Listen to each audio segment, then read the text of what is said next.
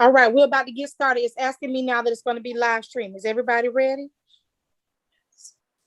Ready, ma'am. Everybody ready? All right, fantastic. I'm going to go ahead and get started. Oh, how great and how pleasant it is to dwell amongst brethren in unity. It is extremely a wonderful delight to see others joining us. So welcome to members of the African Methodist Episcopal Zion Church. Welcome to the Livingstone College family. Welcome to citizens and friends of Rowan County. And welcome citizens of democracy within our nation. This is Meet the Candidates of Salisbury City Council, sponsored by the Salisbury District Christian Education Department of the African Methodist Episcopal Zion Church. Permit me to also recognize Livingstone College for extending their virtual platform and under the leadership of Dr. Jimmy R. Jenkins Sr., continuing to serve for over 140 years as a beacon of light in our community. I am DeTarvia Parrish, and I will serve as your moderator for the evening. As this is a Christian education event, we would like to begin with prayer by Reverend Bobby Samuels. Good evening to everyone as we bow our heads and look to the Lord in prayer. Heavenly Father, we come to you today just asking for your guidance this evening, for your wisdom and support. We thank you for each candidate that has stepped out and offered themselves in service. And Father God, we ask that those that are listening this evening will have open ears, Father God, and a kind heart, that they will listen and hear the candidates and what they have to offer, Father God. Father God, we just ask for your guidance with them, Father. And we just ask that you walk with them, Father God. And Father God, we will be so ever grateful for what you do. And this we ask in the name of Jesus. Amen. Amen. Amen. Thank you, Reverend Samuels. All praises be to God for us to be able to gather virtually in sound mind and sound body. Let's get started to meet our candidates who will represent us and lead us over time. A total of 7 candidates are vying for 4 open council seats, while Mayor Karen Alexander and Mayor Pro Tem Al Higgins will face each other in the first mayoral race of Salisbury. Council candidates include incumbents David Post and Tamara Sheffield, along with challengers Jonathan Barbie, Jessica Cloward, Nalani Joseph, Harry McLaughlin Jr., and Anthony Smith. Let's hear from them. In alphabetical order, according to each candidate's last name, we ask you to take 2 minutes to present your platform. We will begin with the city council candidates. Mayor Karen Alexander will speak first between the mayor candidates. Please share with us. I'm Karen Alexander. I am honored to be serving as mayor of the city of Salisbury.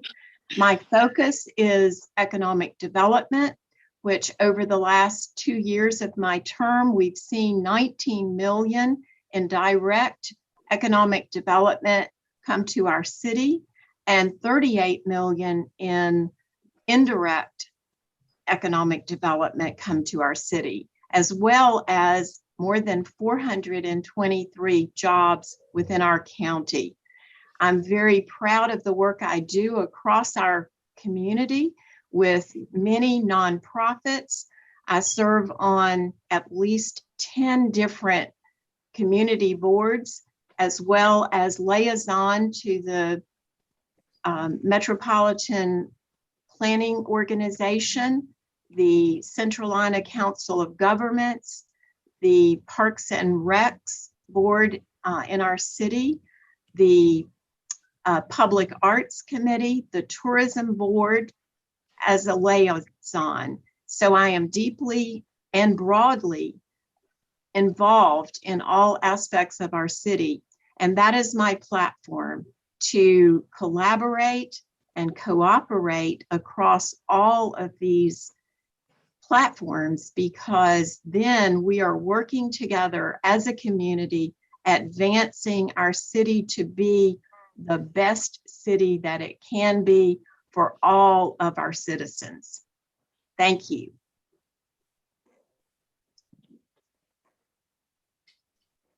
Thank you, Mayor Pro Tem Al Higgins. Yes, good evening, everyone. My name is Al Higgins, and I'm also running for the seat of mayor in our very first ever separate mayoral race. As many of you know, I have been on council now for 2 terms. My first term, I served as mayor, and I am now currently serving as mayor pro tem. For me, I think my platform is very straightforward. I am working very hard for us as a community to collaboratively begin to look at how we can reimagine, reshape, and reboot our great city. When I talk about reimagining, we're looking at improving police and community relations. We're looking at how to use participatory budgeting, and that means that we're using a collaborative voice about how we are spending your money, the taxpayers' dollars. We're also looking at how we're going to select a city manager. That's going to be one of the most important decisions that our new council will be making. The city manager is the CEO of our organization, and I think it's important that the council members hear from our public what kind of a city manager that we want to have. When I talk about reshaping, we're looking at public spaces for recreation and also for the arts. We need to improve our bike lanes. We need to look at infrastructure throughout our city. There are some communities that are hurting for improved infrastructure. We need to make sure that we make that happen. We have some areas in our city that some of our very many talented artists could fill those areas with beautiful art. And I think art is a wonderful way to help build community and start great conversations. We have a neighborhood alliance in which we need to expand to a Congress of neighborhoods. I was just in a meeting today in which we were talking about the terrible crime rates here in our city that have been going up. We as a community need to work very closely with our police department to make sure that we address this issue. And we can do that by implementing a Congress of neighborhoods, meaning that we are hearing from representatives from every neighborhood across this city and that you're participating in the decision-making process. Community development so that we are able to build more affordable housing. That is so important. We cannot begin to have a city in which we cannot provide affordable housing for those who most need it. When I talk about rebooting, I'm looking at our downtown economy. It will be wonderful if we can begin to include entrepreneurs, products and services downtown, along with our brick and mortar restaurants and businesses that already exist. And that way we begin to make our downtown a destination place so that we are bringing in money, not only for the businesses that already exist there, but also for the many entrepreneurs that we see across our city. Our commitment to equity is going to be critical. As we begin to look at historically underutilized businesses, we need to make sure that we're supporting those businesses so that they can begin to compete for the government contracts at the local level, at the state level, and also federally. And lastly, it's going to be important that we begin to give annually our equity report that we promised we as a council would do when we pass our resolution of reconciliation. And, you know, I have to agree with what Mayor Alexander said a few moments ago about all the money that's been coming into the city. Your council has done that. And we were very happy to do that work to make sure that we're improving the lives of everyone. So I look forward to this forum tonight and hearing some of the questions that may come in. Thank you very much.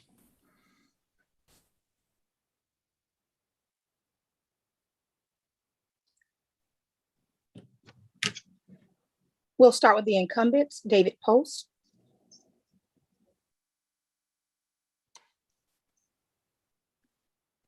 Hi, we're not alphabetical. I tend to be in the middle. Well, first of all, I want to thank Livingstone for hosting this, and I want to also thank everyone who's watching this on Livingstone's YouTube channel. Appreciate your coming to this. Like to echo some of what the mayor and the mayor pro tem said. We have an enormous decision to make this next council, which is selecting a new city manager. I talked about that yesterday at Livingstone College. That's probably the most important decision we'll make because typically city managers last, 5, 10, 20 years, and they are the CEO and they hire all of our department heads and they run a company with 500 employees in it. They set the tone. So that's going to be probably the most important. It's not very sexy, but it's probably the most important thing we're going to be doing for the next year. As far as my platform, I've got fairly extensive stuff that you can see on David Post, the number 4 Salisbury.com. Just to point out a couple of things as I'm currently working on helping start foundations for both the police and the fire department. They're critical to helping keep our firemen and our police officers happy. I mean, they have certain needs that they want. And so the purpose of this is to raise the funding for that. Each election cycle, I've had a big issue to deal with. The last election cycle, my biggest issue was setting up, and it's now coming off the ground, Kiva, which is a platform to provide financing for small and minority businesses. There are 20 businesses who are now in the pipeline to get loans. The city's put aside money to help match the dollars that those small businesses raise. I'd also like to point out something else, which is that my time's up, but just real quickly is that one thing that's happening downtown, to again reflect on what Mayor Pro Tem Higgins pointed out, is that you've got 3 or 4 buildings now in the middle of downtown that are now owned by local people rather than, foreign investors. And in my building, I've set up an incubator called Caterpillars, which is now occupied by about 10 offices by minority businesses in my building. There's still a couple offices available. So I've been proactive in that area.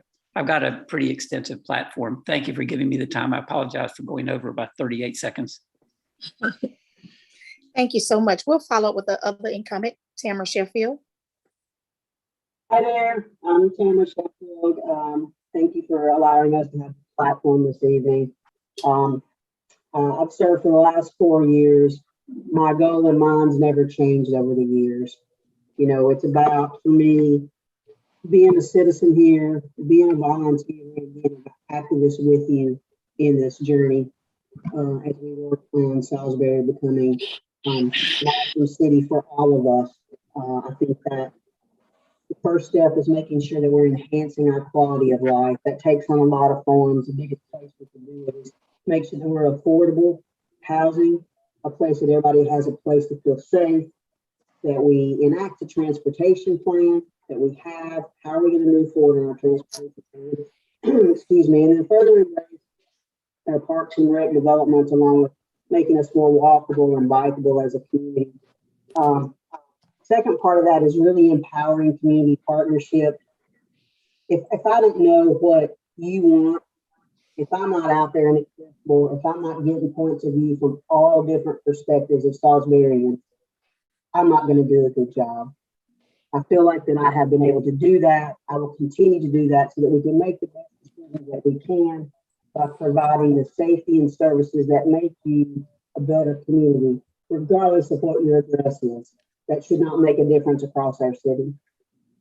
And then lastly, energizing our economic opportunities. If we're not getting businesses here, if we're not providing the things that draw businesses here as a city, one perfect example of that is, revitalizing downtowns and getting some of these projects off the ground as we continue to move forward as we have with the council that I've been able to serve. We continue to make this a better place, makes us more attractive. And the more businesses that are here, the more people that'll be here, which means you can go to college here and you can stay here and have a great life, have a great, safe place to live and raise your family. Those are overall my goals for the city. They're no different than what they've been. I've been very fortunate enough to serve you.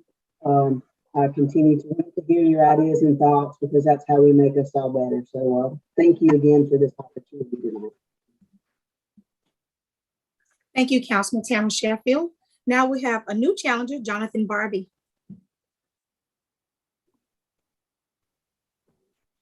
Thank you very much, ladies and gentlemen, Livingstone College, and everyone else listening in. I'm Jonathan Barbie. I'm 23 years old. And when I ran originally, I noticed that there was a lot of trash on the roads, especially in my neighborhood, and all my other neighbors do agree that we have to go pick all of this up. And then I'd like to focus on economic development, and I understand that's actually a very vital thing towards our city as we have to grow, and not just within downtown, but we have other locations that we can get to as well. But my heart is filled with light, and with that, I'd like to illuminate more about the things that do genuinely people feel towards wanting to talk about more. And I think that City Council and the rest of the other people running can learn more from the community as well as I have. I originally got involved when I was 19 years old. I took down notes for extra credit in Catawba College. And then when I graduated, I felt a sense of purpose that I actually noticed in Rowan County and professionals as well. We actually do need to talk about people coming in and making sure that they feel welcomed. Now, economic development, fire department, infrastructure, important things. You'll be able to hear more things about me, and I'm looking forward to talking with everyone else towards any questions that come by. Thank you for sharing. Jessica Clower. Hi, everybody. It's such an honor to be with you guys. Thank you so much for this opportunity. My name is Jessica Cloud. I am running for city council because I genuinely love this city. I think sometimes people are like, you're always saying you love this city, but it's the truth. It's my heart. I love this city with all of my heart. I love God. I love serving others. And I'm so grateful for this opportunity. I want to see the city shine like a city on a hill. I want to see it prosper. I want to see it blessed. I want the world to see, I want North Carolina to see that Salisbury NC has a city council that is not divided, but a city council that's full of unity despite our differences. I am a mom of 3. You know, I've grown up in the ghetto. I've grown up poor. I know what it is to be a young mom, and I know what it is to overcome every obstacle in life. So I want to encourage young students. I want to encourage the Latino community. You know, we have a huge Latin community in Salisbury that they don't really have anyone that is a voice for them. And so I would love to be their voice. I would love to be their ear. I just want to, you know, serve others. That's my heart. So my heart is for the homeless. I serve on the community appearance board. I serve on the homeless committee here. I serve on the pregnancy center board. I serve on Prairie Lands board, and you know, any other opportunity that opens up that God directs my steps. My heart is open to serving others. I want to see small businesses flourish. My husband and I are small business owners. We have a product that we have. You know, I run a firm called Lantern Realty in downtown Salisbury. So I manage the firm here, and I just really want to show others that when there's a will, there's a way. And so I appreciate you guys. It's an honor to be with everyone that's here today, and even the ones that have served in city council already. You know, they have sacrificed and given so much of their time. So I really honor them, and I thank you guys so much. All right, thank you, Jessica Clower. Nalani Joseph. Good evening, everybody. Thank you for this opportunity. And just a few things about what I think about our great city of Salisbury that I intend to make greater if I am elected into city council. We are perfectly located off the 85 connector. We have parks, we have beautiful trees, we have the theater, we have a symphony, we have so many opportunities for learning through our institutions of higher learning here, Hood, RCCC, Catawba, Livingstone. And it's really a beautiful, wonderful city to raise your family in. The formula is simple. We all know that crime has to be reduced in order for jobs to come in, for people to set up high-tech companies, for medical programs to come in here. For us to really grow and prosper, we have to have schools that are functioning at a high quality level. We have to have a clean, litter-free environment. We have to have a unified city council that is all working on the same thing. And it's been wonderful to hear so much of what I feel inside my heart about Salisbury. So many others feel as well. What's different about me? I am an American from Asian descent. I did not grow up here in the United States, so I'm looking at things from a completely different perspective. I have worked in the public sector for over 30 years, building up nonprofits, working in the government, and specifically in the court system as a warrior for children who are abused and neglected through the Guardian Ad Litem program.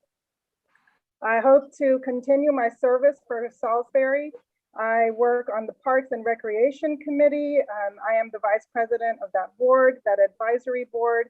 I'm also a volunteer with the VA, and I have many other many other things that I do within the city, but I think my time is up, and I will close my statements here by saying I'm very appreciative of Livingstone and AME Zion for having me here today.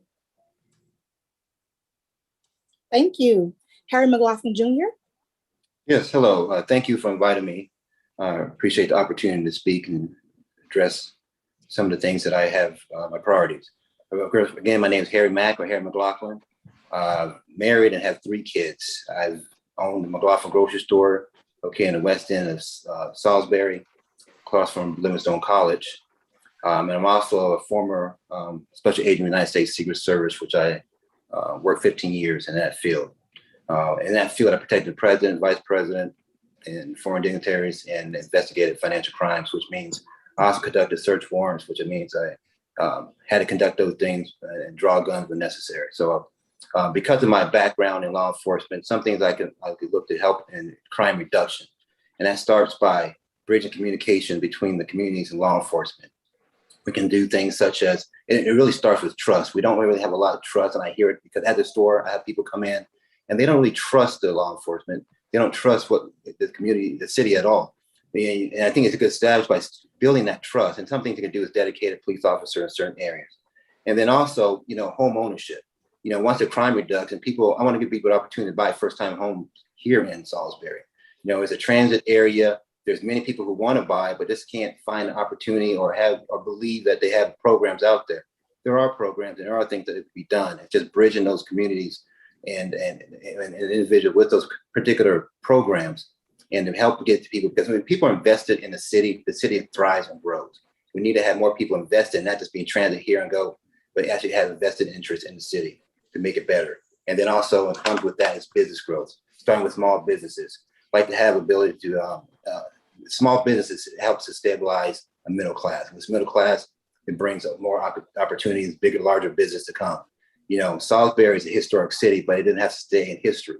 We need to go on and move and transform ourselves into a better city that we can be. We have all these cities around us transforming around us, like Mocksville, but we can be that city. We're 45 minutes from the Triad, 45 minutes from Charlotte, 3 hours from the coast. There shouldn't be any reason why we can't get Amazon and stuff like that. I think it's just, if we have to provide a means and a way that large corporations see Salisbury as a viable area to stay, we can provide that growth and then make this city the best it can be. Thank you. Thank you. And Reverend Anthony Smith. All right. Good evening. Thank you to the Salisbury District Department of Christian Education. Thank you for the invitation to come on tonight and discuss my platform, our platforms. So I'm a pastor, but before I get there, family first. I'm a father, grandfather, and I'm also a pastor, husband. My wife is a co-minister with me, a co-pastor here at Mission House Church here in Salisbury, North Carolina.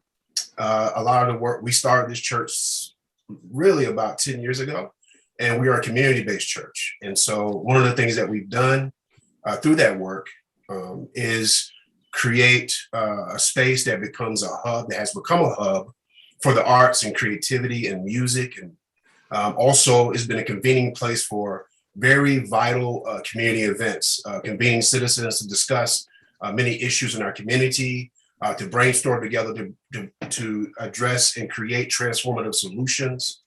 Also, we mentor a lot of young people, young adults to children. And one of the programs that we started and I'm really proud of 5 years ago is Next Generation Productions, partnering with Inside Out Global. And literally what we do is mentor young people, and we train them in filmmaking, music production, marketing, business ownership, entrepreneurship. And so this is really great work. And so as an activist, I'm also an activist, been an activist in this community for several years. A lot of my work has been about convening people across differences, convening people who normally don't agree with each other on significant issues, but bringing people together to address some of our most intractable problems in the community. And so I've been an advocate for youth. I've been an advocate for those who are struggling as a result of historic inequities. And so my platform is real simple.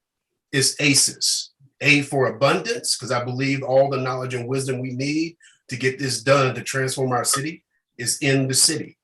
Cooperation. I would love to see more vibrant, more robust partnerships between public and private entities, between the city and private, to address issues that impact people directly, especially those who are poor. And also, I am all about equity. And so I want to see this city at the policy level, institutional level, have an equity-centered approach when it comes to instituting policy. Lastly, social innovation. And that is about listening deeply to the community. And one of those, and I agree with Mayor Pro Tem Al, to institute a participatory budgeting for people to participate in the distribution of resources in this community so they have a greater sense of ownership. The question I'll end with is this. The question that drives me is this. What if Salisbury became one of the most safest, innovative, and equitable cities in the Piedmont region? And that's what I'm going to be working to do. If you vote for me, get me on council so we can make this happen. All right. Great job. Thank you, all the candidates, for sharing your passion. Okay, so we're going to get started with our questions. My first question is posed for the council candidates. Okay. You were advised earlier by City Clerk Kelly Baker. The city has 13 former boards and commissions that contain a total of 120 seats. Most of all, you are able to choose which board and commission you will serve as a liaison during the beginning of your term. Tell us about your top choice of board and commission, how they function, why it's your choice, and what qualifies you to serve in this capacity. And we'll begin with Anthony Smith. Sure.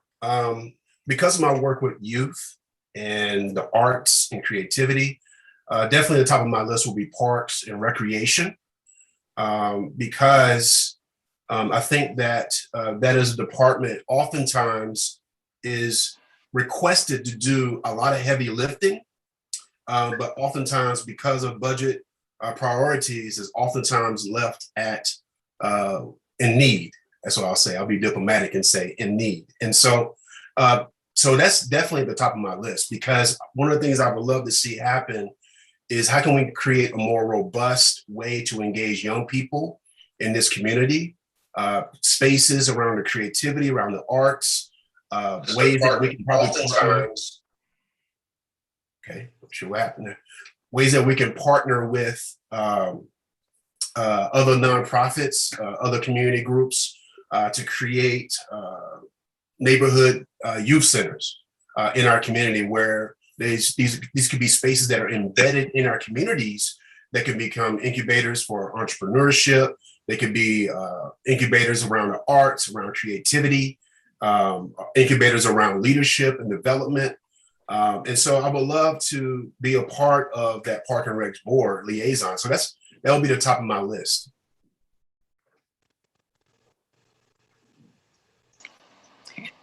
Thank you. Harry McLaughlin Jr.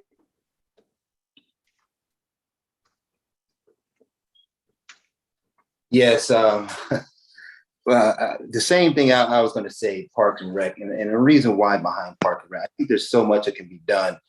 And the thing I see being in a business owner in store is that people, and especially the kids, have nothing to do as far as Salisbury. They used to be the mall. They used to go to the mall and hang out. I've had people come back to the store who used to live in the city and say, you know, I used to love Salisbury, but I can't live here anymore. I don't feel safe. To me, it's just not a safe place. You know, they said back in the day, we used to be able to go to the mall and hang out, but there's nothing here. And that's the thing. There needs to be something for these kids. And I think the Park and Recs have a perfect opportunity to provide some means necessary. Things such as having a community center where kids can go in and explore the possibility of arts, the possibility of maybe be music, not only just playing music, but understand how to read music. You know, so many kids love music, but then they don't know how to read it. You know, you give them opportunity, things that maybe outside just a regular sports arena. Because you have kids who enjoy sports and then they realize they can't compete. If you look at Salisbury High School, you got people going to D1. Not everyone's going to be able to go to D1. And because of that, they cannot feel comfortable being able to play sport. They got to find other means. So because of that, they can maybe be artists. They may be able, but you don't know there's talent because there's nothing able to have them to test those markets. When I grew up in Arizona, I had a variety of things I was able to do. And, here it's limited. They don't, I had to be able to play lacrosse, I could play soccer, but it's very limited what they can do here. So the Parks and Rec would be a perfect place for me, because I think what a lot of things with the gangs and the violence comes from is from kids having lack of environment, lack of opportunities to do stuff. And that leads to them to joining gangs. And I think by starting early and getting involved in stuff, when they're approached by gangs, they'll say, no, thanks. I got something else I got to do, and something important. So that's why I think Parks and Rec would be where I would like to be.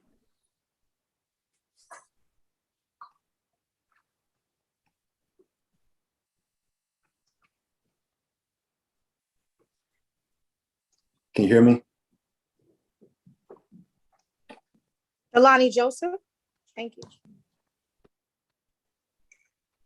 We need a commission and we need a board that is going to tackle COVID. This is the first pandemic that most of us have seen in our lifetime. This pandemic has killed many, many, many multitudes, hundreds and thousands of people across our nation. We have spent $3 trillion on this pandemic. That's more than what we have spent on the war in Afghanistan for over 20 years. This is serious. What's going on in our community is serious. I have one friend that just passed away last Friday from COVID. Unfortunately, he had not had his vaccine. I have another close friend who is in the hospital who refuses to believe that his diagnosis is COVID. I am so concerned for our community. We are losing lives by the day, by the week, by the month. And we've got to come together as a community to solve this problem.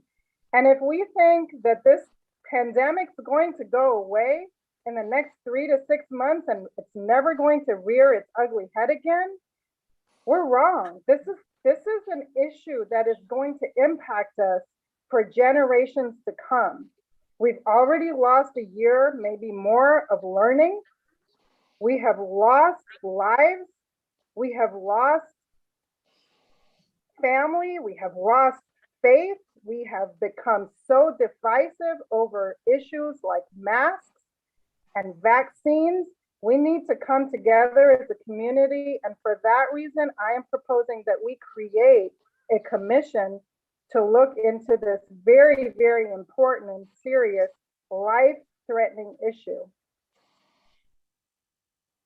Right, thank you. Jessica Cloward. Okay, so if I could choose a board to be a liaison over, I don't want to take over Tamara's, but she's done an amazing job as our current community appearance board liaison. But I am on that board and I love it. I'm not trying to be biased, but I see men and women that have served the city in this board for so long, that give so much of their time, that volunteer, that come up with planning. The block work is, near and dear to my heart. I love what the city of Salisbury does for its residents. I love that we have different things for the downtown business owners to encourage them. So that is one of the boards that's near dear to my heart. If she remains the liaison of that one, then I probably think maybe the second one would be the fair housing one, because I am a realtor and so fair housing is very important to me. It's something that I teach my agents here. So that's my choice. Thank you. Jonathan Barbie. Thank you very much.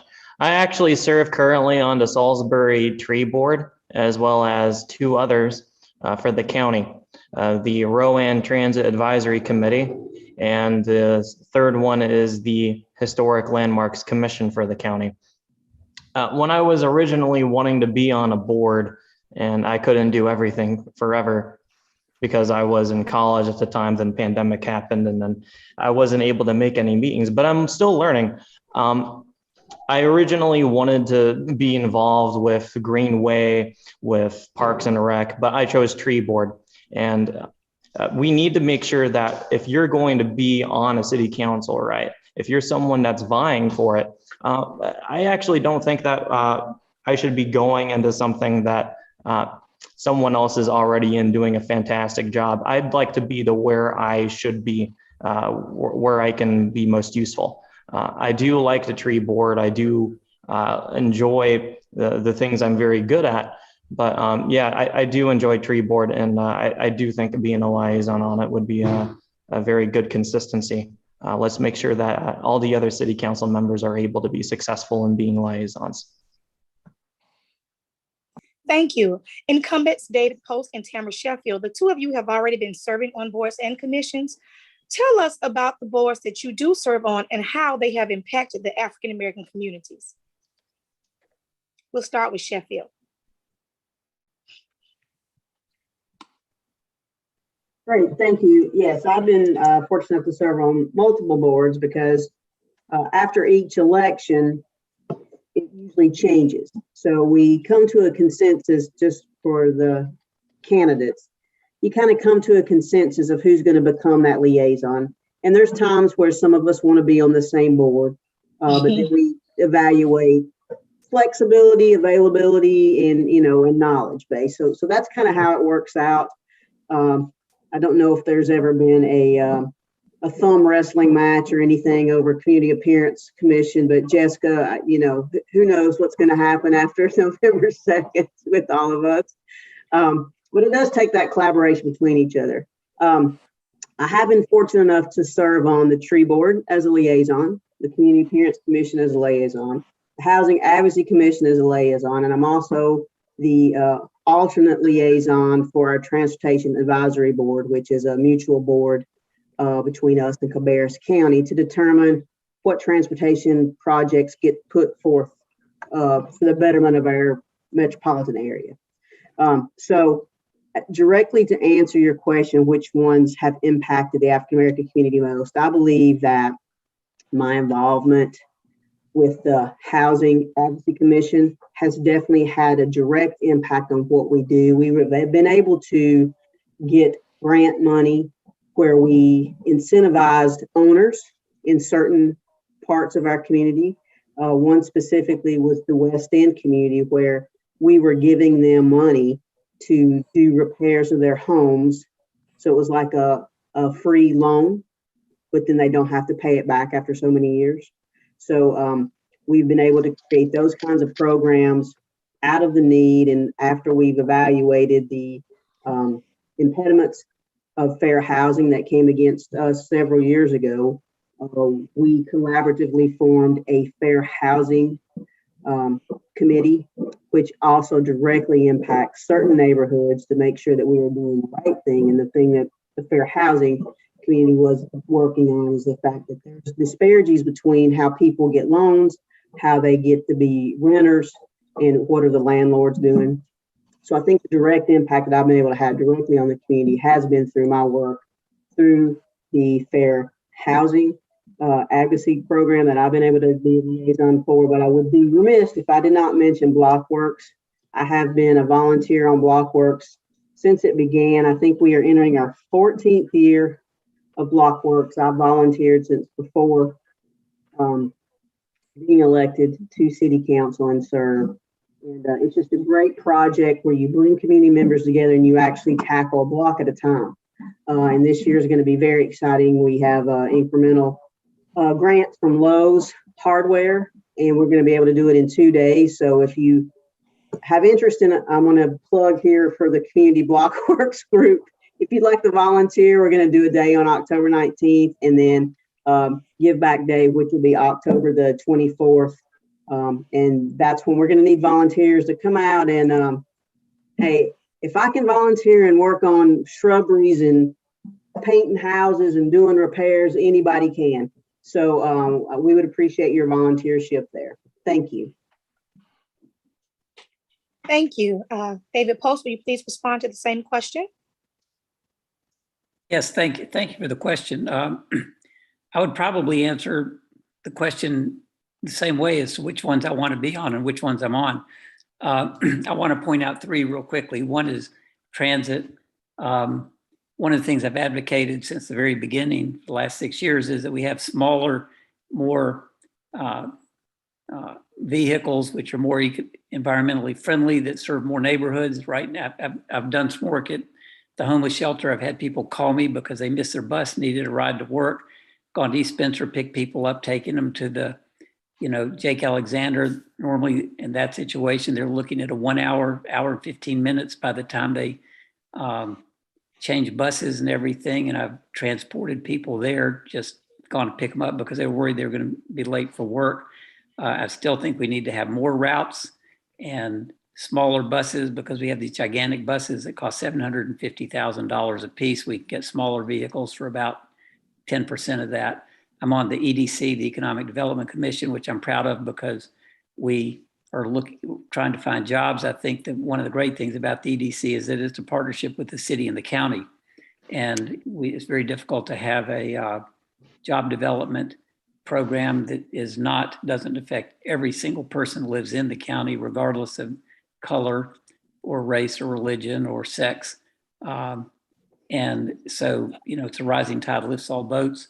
I've tromped through fields and everything with representatives from all over and with water people and gas people to see if a certain kind of a company can come here.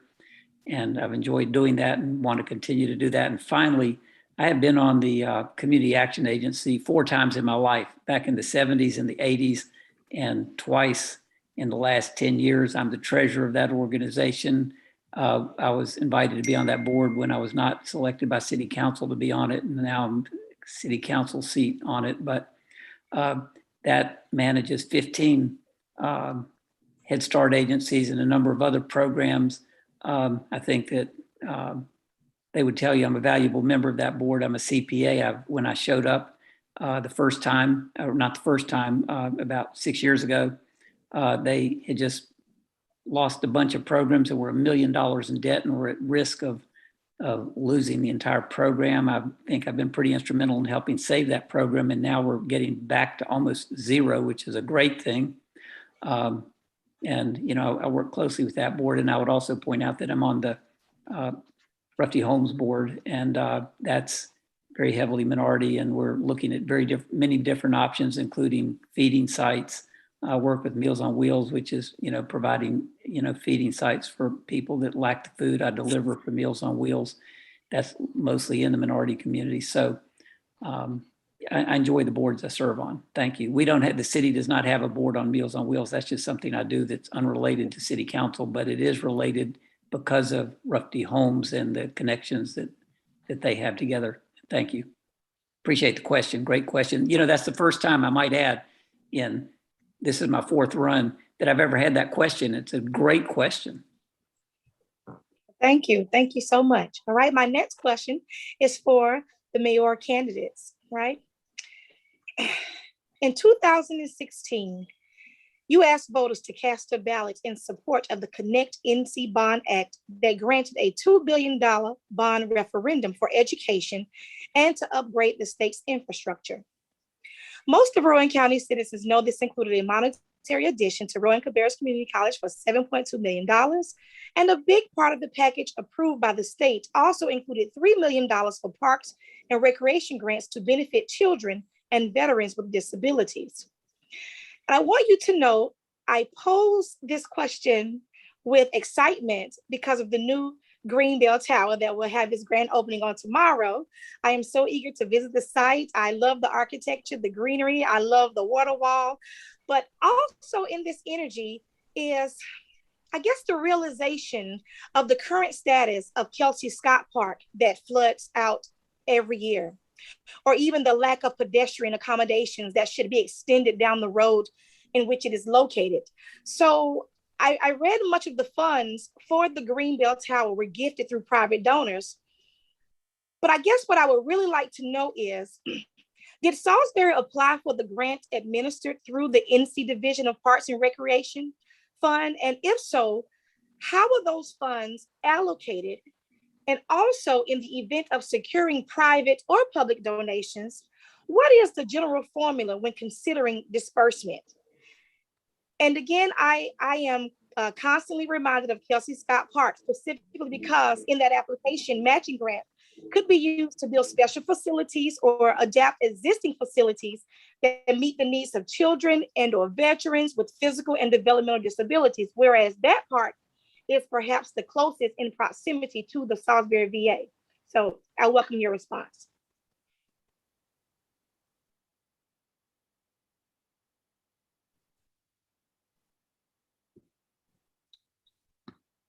Mayor Pro Tem Al Higgins. Okay, so that's a fully packed question, very long. So I'm going to start with the fact that I was not on council in 2016. That's first and foremost. And I think I want to understand what the bottom line for your question is. So if I'm hearing you correctly, I think the bottom line is, okay, we're getting this great new green park downtown. We've raised millions of dollars through the community to build that green park. The city is putting $350,000 into it, maybe a little more. We're going to be taking that park on as one of our parks as we're moving forward. So what interest do we have in Kelsey Park, Scott, in Kelsey Scott Park, which is flooding out and it lies in the African-American community? So what are we going to do to improve that? Is that what I'm hearing? That is exactly what I am inquiring. In addition to the funds that actually come into the county, the funds, how are they dispersed? So for instance, how does a park like Kelsey Scott Park, how is that overlooked? Especially when considering that the grant application actually says, hey, this is for this designated group of people. So in essence, these people are in this community. So how is it that these facilities are not equipped, whereas we have resources for other things that we all want to enjoy and celebrate, but we can't necessarily also be so happy and celebrate with this energy when we're lacking in resources as well.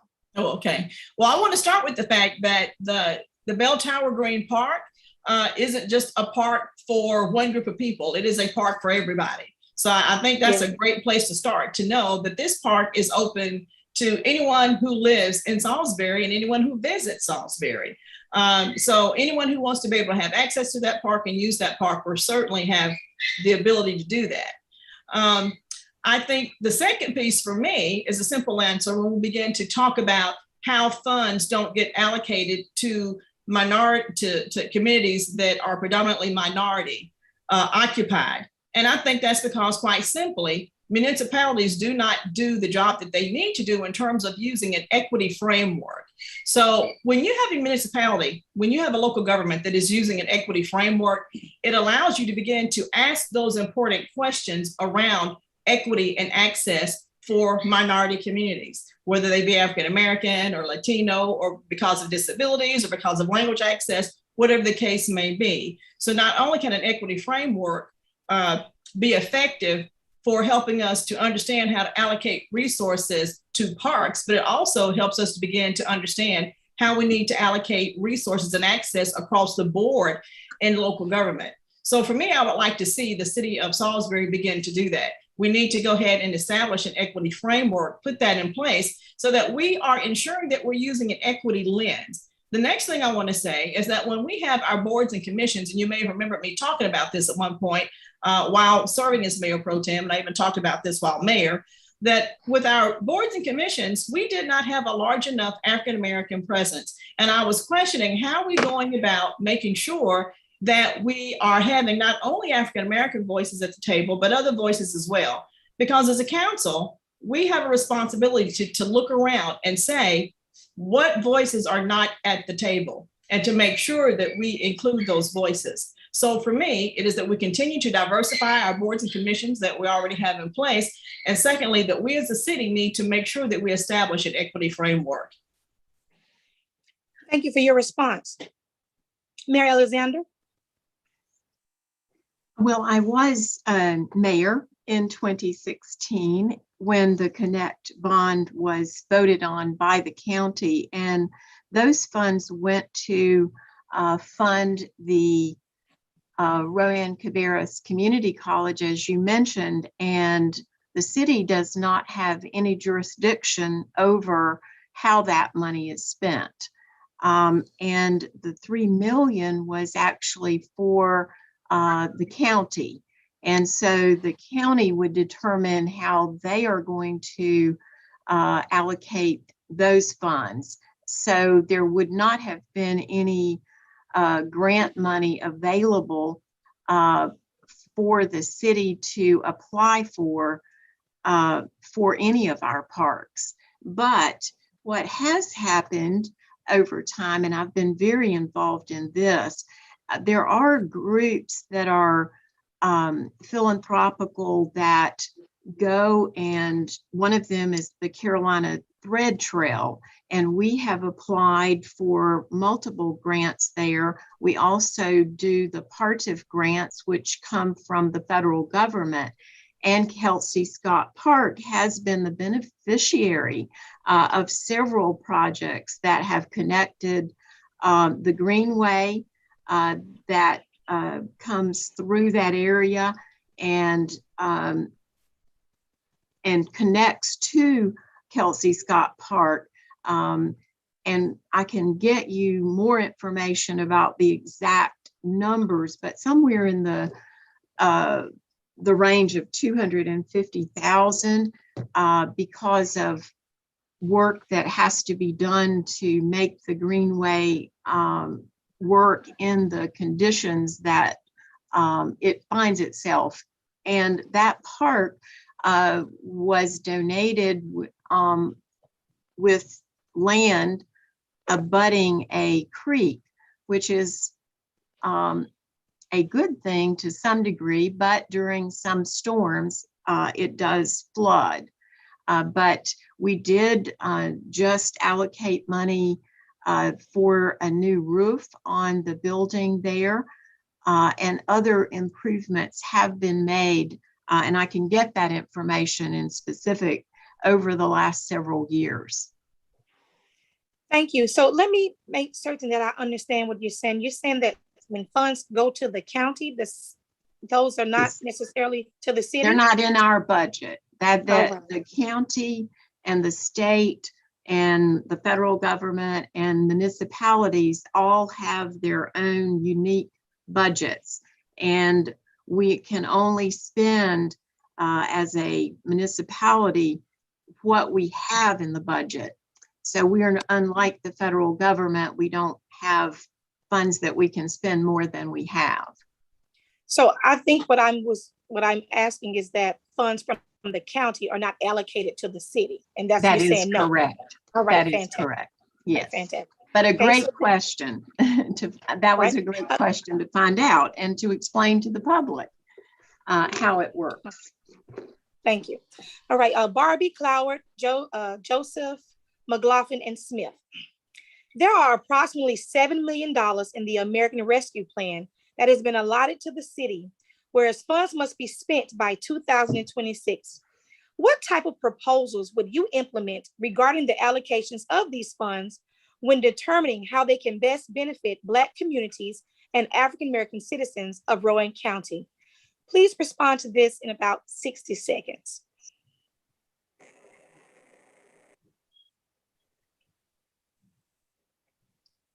I have a question for you. Is this the COVID relief funding that you're speaking of?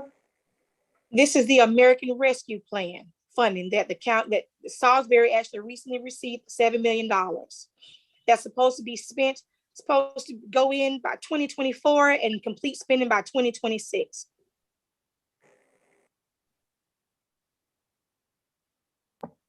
So Well, this is, I actually could volunteer to go first. So I was wondering, all of us were called at once, and then I was wondering who would be going first.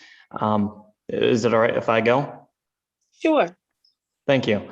On my website, I actually paid attention to what kinds of funding from the American Rescue Plan was going to come in, and I was very interested about how something like that would be allocated.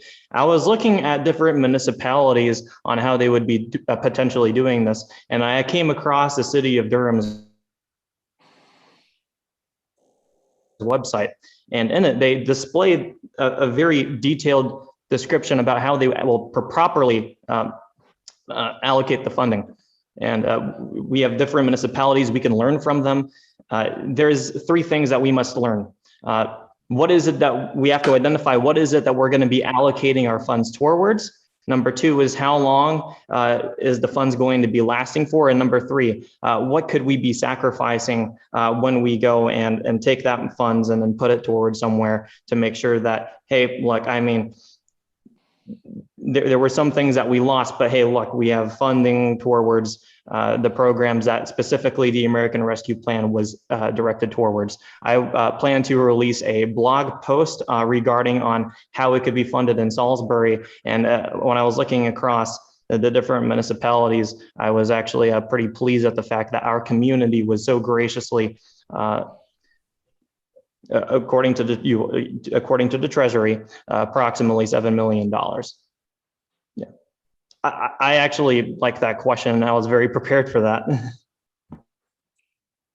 All right, would anyone else of the, would Cloward, Joseph, McLaughlin, or Smith like to answer it? It's not a requirement. Okay. I know we only have 60 seconds to answer, so I'll try to be as quick as possible, but definitely to the small businesses that have desperate needs, that have really been affected, to the schools. We definitely need, funds to help the teachers and the staff accommodate that there's been such, changes because of COVID, and also to families, the families that have needs. So those would be the three things I would focus on. Thank you. Anyone else? I can go.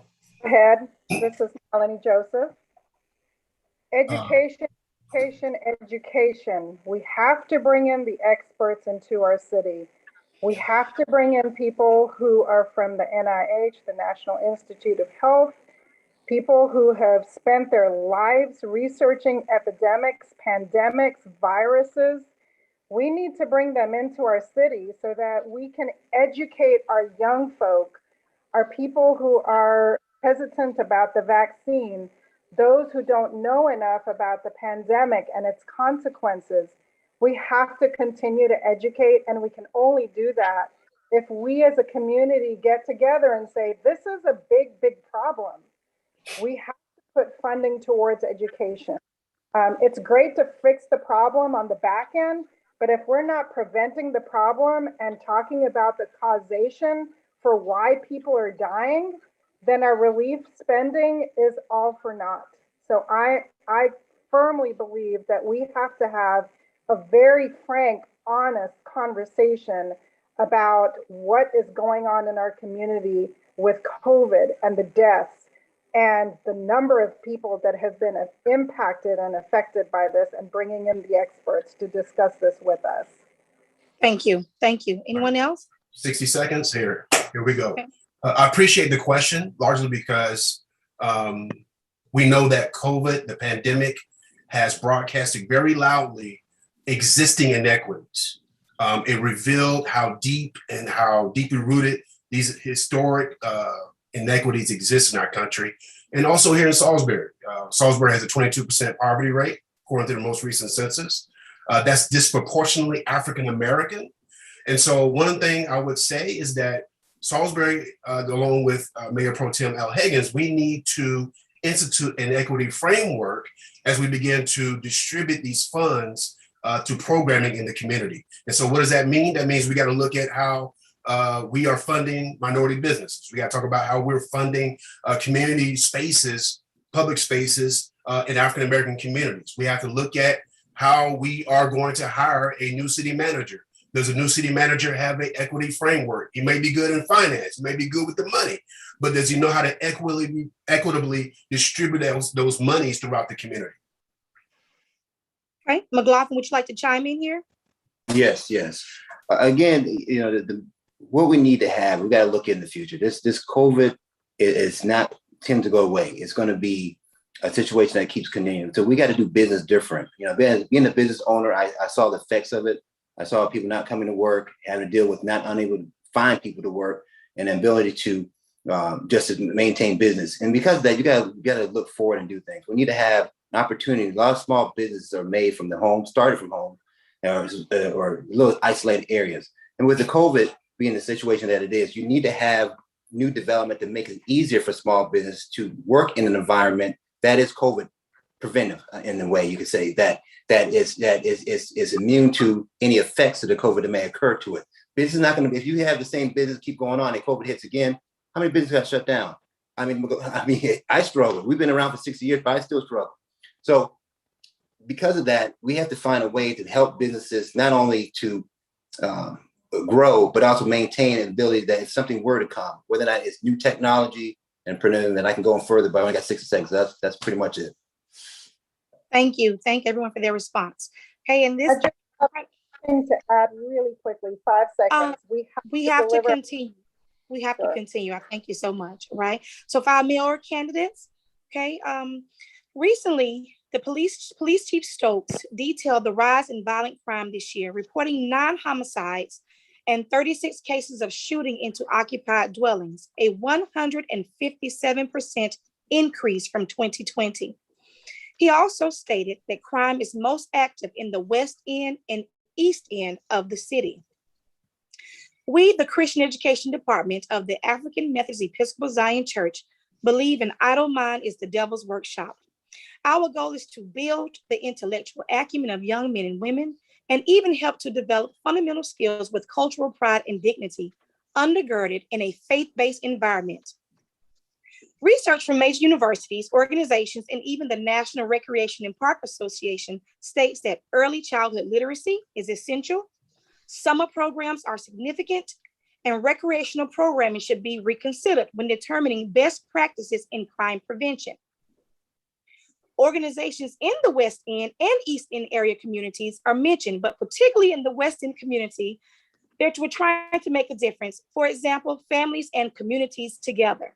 This organization offers a year-round support for families, particularly families in the Zion Hill community. Their programming is often catapulted with a summer academic enrichment camp in reading and STEM, and it is offered for free. Livingstone College also offers free camps in various sports. However, these initiatives are not supported with funds from the city. Instead, they are often supported with photo opportunities. Will you develop a mayor's program or some type of initiative that allocates funds for nonprofit community organizations to service the needs of these communities? If no, explain your position, and if yes, share a brief example of the application criteria and expected programming. We'll start with Mayor Alexander. Thank you.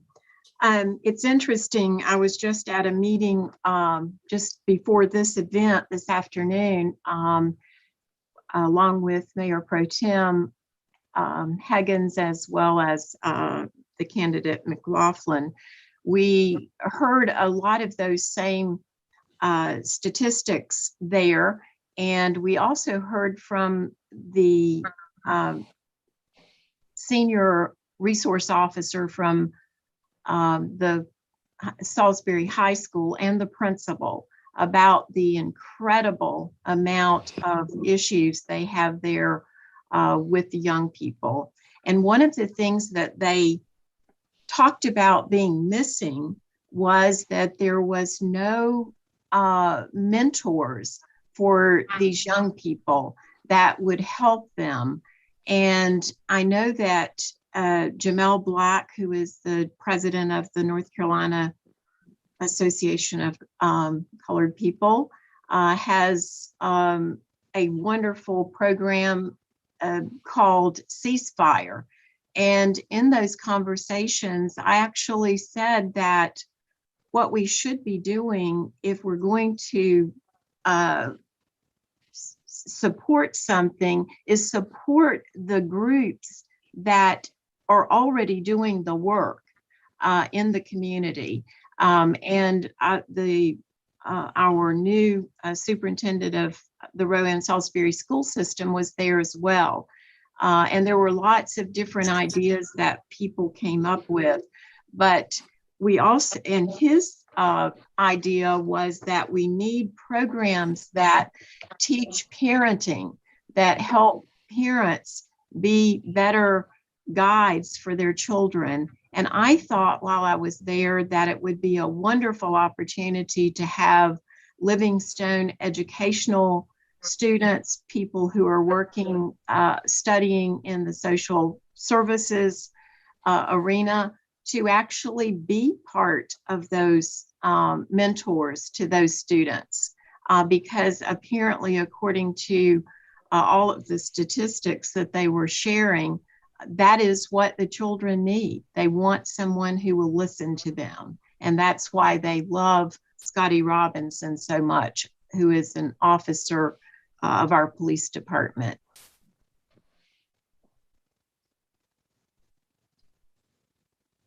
Thank you.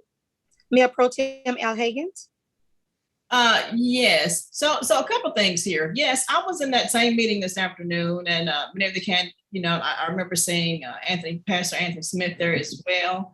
And I heard something a little bit differently than the mayor heard. When I heard Dr. Watlington talking about the parent engagement program that he would like to see implemented here in the Roy and Salisbury schools, it wasn't about teaching parents how to be parents or telling parents you're bad parents or any of that kind of stuff. It's about reaching out to these parents and saying, what's the kind of support that you feel like you need to help you be as supportive as you can be of your child's academic involvement in the school system? How do we help you to support your child? Because, no mayor, no superintendent, no person who's in a public office should be in the mindset of we're going to be fixing people. We have to be in the mindset of how are we going to support you? How do we meet you where you are? How do we make sure that we're making information accessible? So for me as a mayor, while I was mayor, it was important to me to show up in the schools, to be there. So now the city, the municipality has no jurisdiction over the schools. That's under the county, under the auspices of the actual school board.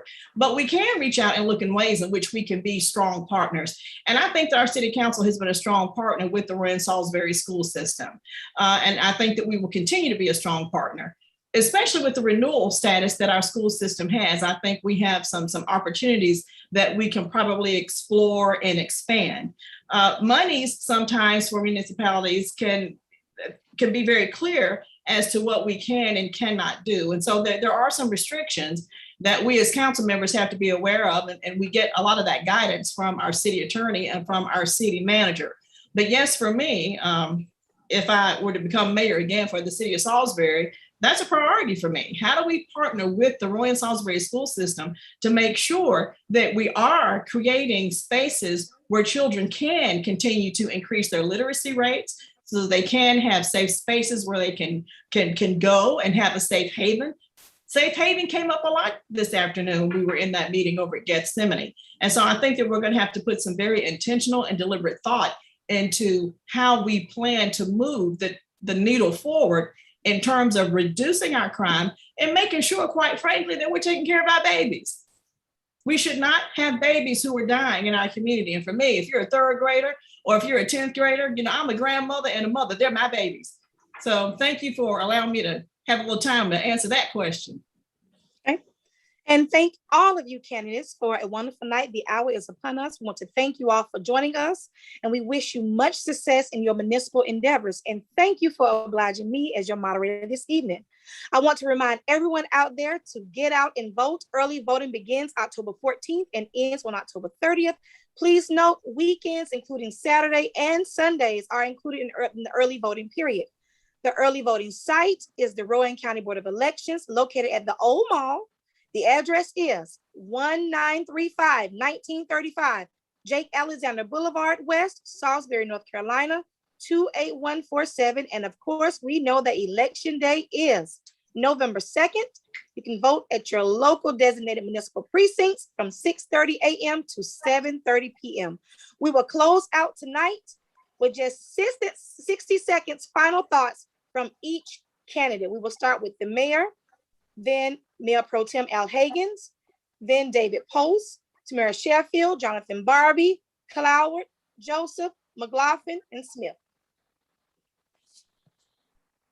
Thank you very much to Livingstone College and the AME Zion Church for hosting this important event. I appreciate hearing from all of the colleagues and candidates. I am very excited about continuing the work that I do.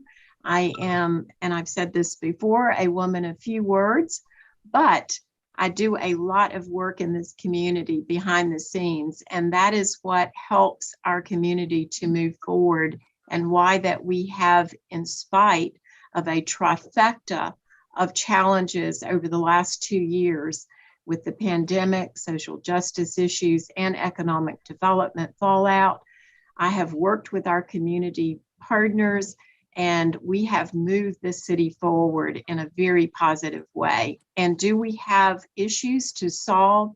Absolutely. And we need all of us working together to do that. One person cannot do it. And the other thing is that City Council as a whole with 5 members actually creates the strategic goals every year that we focus on, going after grants, doing whatever work that we're going to do. And that input from all 5 of the council members, including the mayor, is very, very important. Thank you. I want to thank Livingstone College and also the Salisbury District of the AME Zion Education Department for hosting this forum tonight and allowing me to come here and be with all these wonderful candidates this evening. I just want to say, look, I'm a mama, I'm a grandmama, I'm an auntie, I'm a cousin, I'm your neighbor. I live with you here in this city, and I just want to see this city provide for every resident that's living here the quality of life that you want and deserve. And so that's why I talk about reimagining, reshaping, and rebooting. It is important that before we sit down and think hard about everything that we want to see happen throughout this city, as we think hard together, that we do a little dreaming, that we come together as many but rise as one. That's going to be the important work for this city. Collaboration is certainly key. And so if there's nothing else you remember about me, just remember that this veteran, this lady, you know, who is also very committed to her family and someone who's very committed to her faith, believes in this city and believes in the people that are here. And I believe in the power of collaboration. And so just remember that not only is Al Higgins for the people, Al Higgins is with the people. So thank you. Reach out to me at al@alhiggins.com if you have any further questions for me, and I'll respond to you. Thank you so much. I believe I was next. Is that correct? Correct. Okay.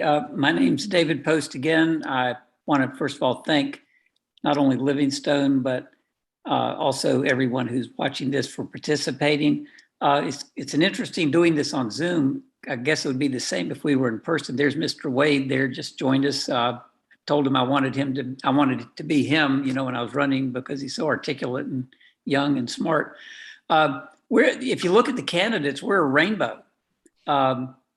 You know, I'm the only white guy here. Everybody here has got, you know, some, you know, white, some black, some Indian, some, you know, all different kinds of blood in them. So, I mean, we're a true rainbow, which, you know, the good news about that is that the next city council will be a rainbow. And I think that I echo what everyone else here has already said, is that, you know, I hope we can, whoever is elected, whether it's me or you or, you know, whoever it is, that, you know, we all work together and pull in the same direction. I think we all want what is best for our city, what is best for our families, and what is best for our county, because we are the county seat. We're the largest tax base in the county. And so we need to pull together in the same direction. I hope everyone that's listening votes. And thank you for reminding everybody when and where to vote. So go vote. And if you think I'm worthy, vote for me, and pick the 5 best candidates you can to run the city for the next 2 years.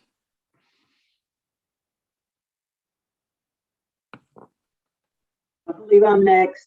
Tamara Sheffield. Again, yes, echo everyone's sentiments to thank the Salisbury District of the Christian Education Department of the AME Zion Church. Also, thanks Livingstone College and Dr. Parrish. Great job on being our moderator this evening. Really brought some very great questions, some that I've never experienced, and I think we've all echoed that. So thank you for bringing a great perspective to us tonight. I believe that over my last 2 terms of serving the city, my dedication to putting people over politics has been very clear. It has not changed. I think you can see that my dedication has been through my track record of serving this city.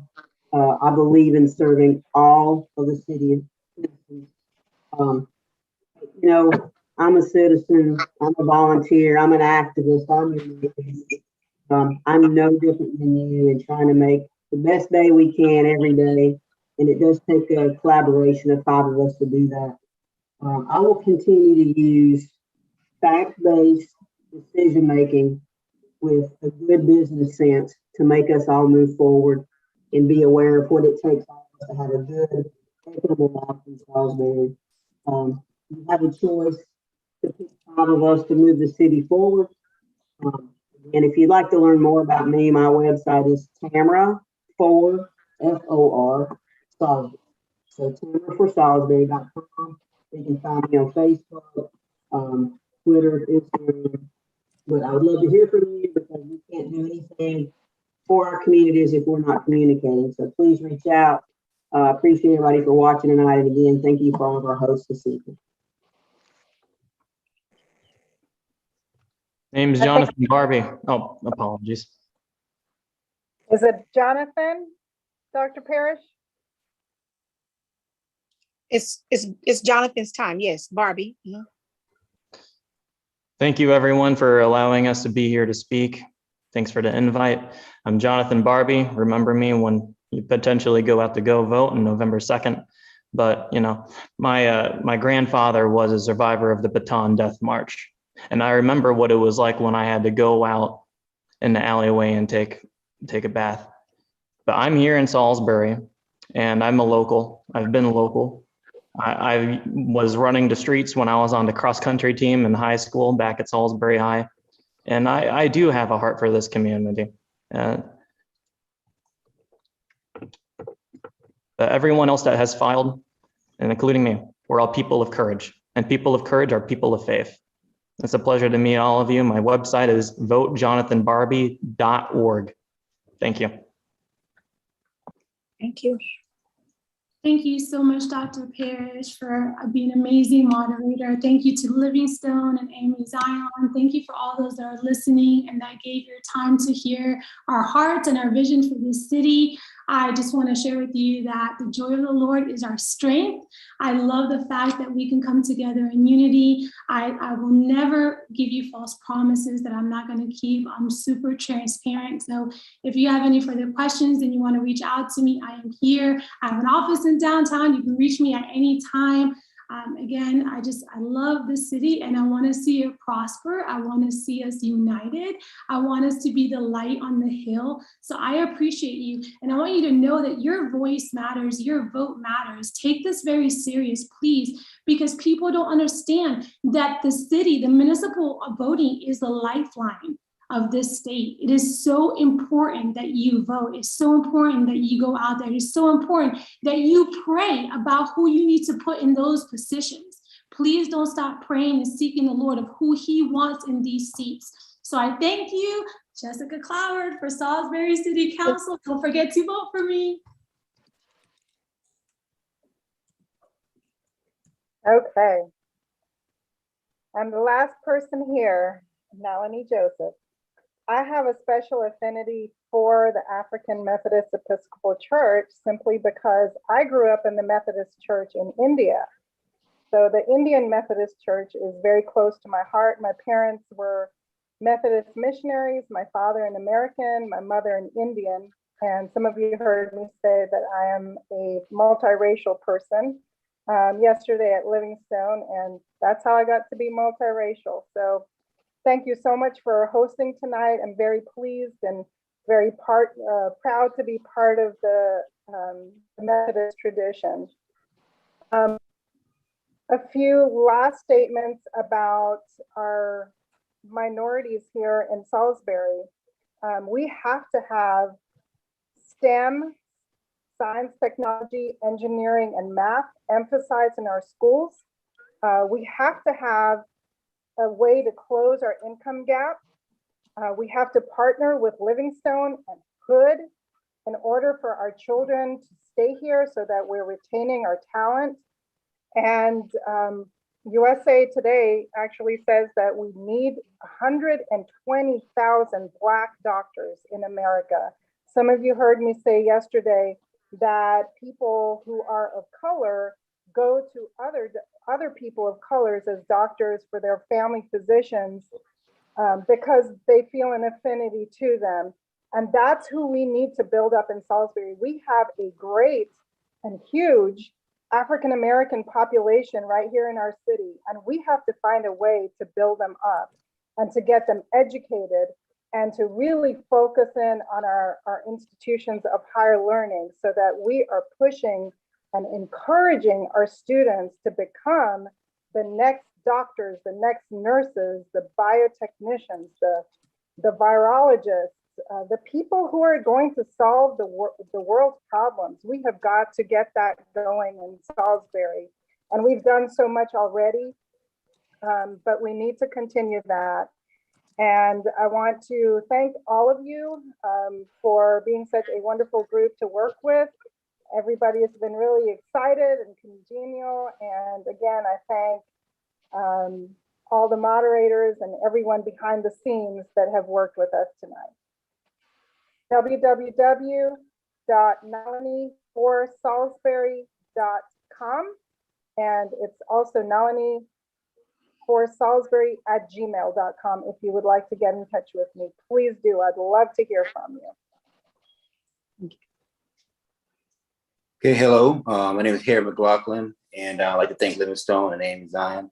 You know, my grandfather, Reverend Edgar Nathaniel French, he was the Dean of Students at Livingstone College in the 1960s. But not only that, he was instrumental in the Montgomery Improvement Association. In fact, that he worked with Dr. Martin Luther King and with Ralph David Abernathy. And both Ralph David Abernathy called him the prophet of the movement.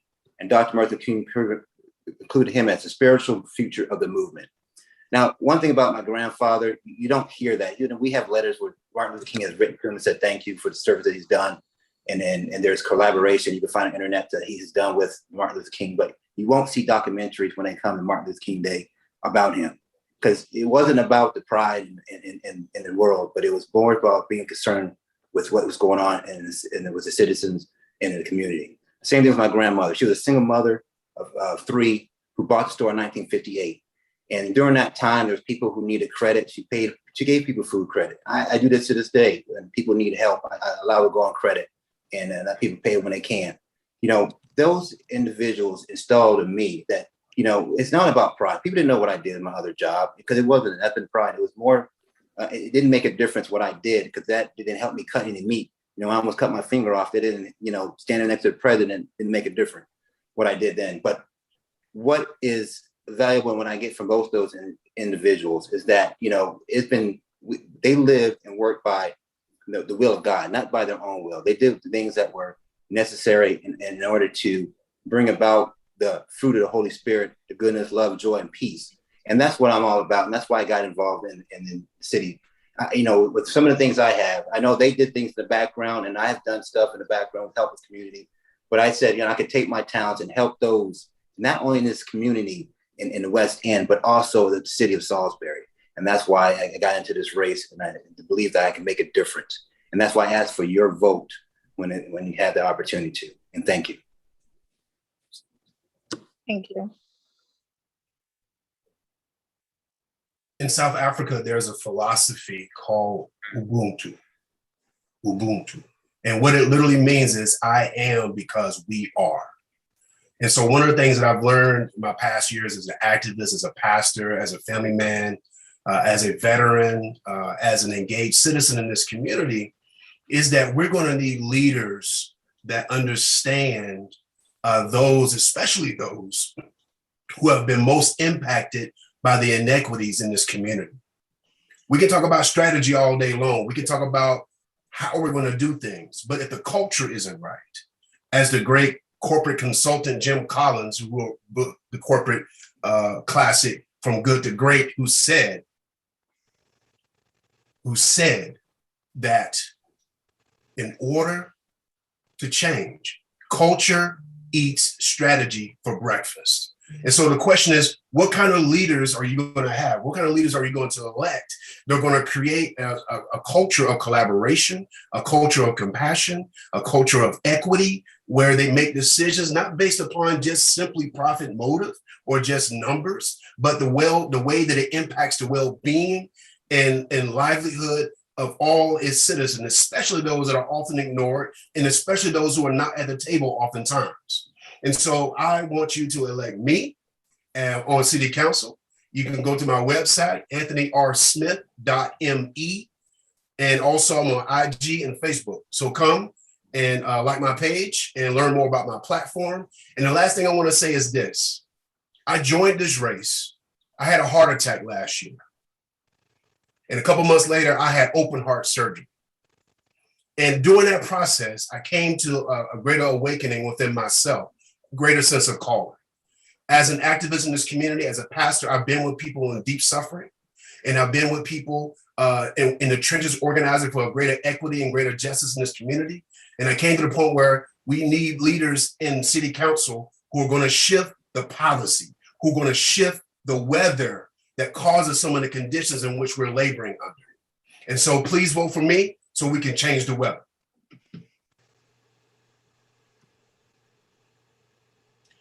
Thank you all so much. Again, let's give our City of Salisbury candidates a round of applause. We want to thank you all so much for joining us. And now we're going to begin part 2 of our program with our other candidates from East Spencer, Spencer, and China Grove. Again, thank you all so much, and I wish you much endeavors and success in your municipal pursuits. Fantastic.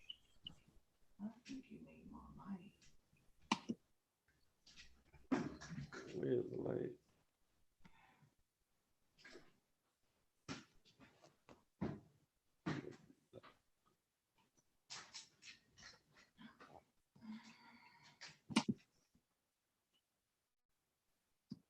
Welcome to part 2 of our Meet the Candidates program. We hope you enjoyed part 1 and welcome your feedback and comments on our YouTube channel. I am Tavel Adams, a political science scholar at Livingstone College. I am also a junior and the vice president of the Gamma Mu chapter of Alpha Phi Alpha Fraternity Incorporated. Tonight, I will serve as your chief moderator. Candidates, good evening and welcome. We appreciate you for joining at this time, and let's get to it. Each candidate, you have 3 minutes to introduce yourself and to present your platform. We will begin with Mayor Barbara Mallett of East Spencer and follow with the other candidates of East Spencer in alphabetical order according to your last names. We ask candidates from Spencer and China Grove to follow Mayor Mallett. Thank you. Good evening, everybody. I am so glad to be here with all of you this evening. Thank you to the Christian Education Department and to Livingstone College. My name is Barbara Mallett, and I am the mayor of the town of East Spencer. I've been here a very long time. I started with the town in 1980. I've probably been here, some of you young people have been alive, but I'm still here. I've been the town clerk, I've been the finance officer, I've been an alderman, and now I serve as mayor. One of the things that we have really took upon ourselves is to change the image. We change the mindset. If anybody has been in the town of East Spencer or been through the town of East Spencer in the past few years, you have seen the change, and we are so proud of that.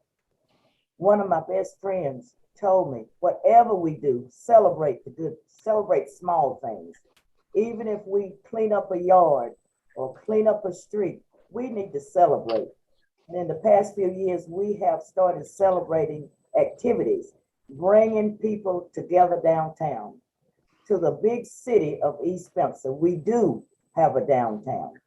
So as we continue to grow, our motto will be, continue the progress, because we must move forward. Whatever we do, there's several things, and I will be mentioning some as we go throughout the night. But I'm going to give everybody else a chance to talk. But East Spencer is on the move.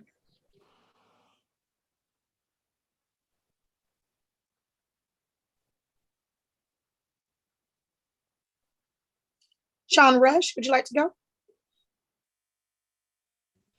Well, sure. Good afternoon or good evening, everybody. My name is Sean Rush, and I am a candidate for the second time again for Board of Aldermen in East Spencer. I have co-own a little marketing agency here in Salisbury called DRJ Trinity Business Group. And for this forum today takes straight to my heart because I do serve as Director of Christian Education for Antioch Missionary Baptist Church in Granite Quarry. So you know this one hold close to me. So basically my platform is I want to serve East Spencer and pick up special projects to where things to bring a new life to East Spencer. Somewhere around 2015, there was a Greenway project that was started in East Spencer. And I just want to pick that project up. Like I told some other constituents, I don't want to reinvent the wheel, but I do want to make the wheel roll again. I want to reimagine East Spencer with bike lanes. There was a project that was supposed to have been sponsored between East Spencer and Spencer at one time. I would like to see that get moving again. I realized in 2019 that East Spencer is not built to be a big business town, but it can be a thriving village. I want to continue to work with affordable housing that's going on in East Spencer, as well as suburban housing. There's some very nice areas in East Spencer, but nobody ever sees those areas. All they ever think about is Long Street. So, we want to continue that good work in East Spencer. Some of my other community activities is I do serve as a coordinator for Meals on Wheels Rowan. I do serve as the second vice chair for the Rowan County Democratic Party. Do serve as precinct chair in East Spencer. Do serve the Parks and Special Events Board for the town of East Spencer.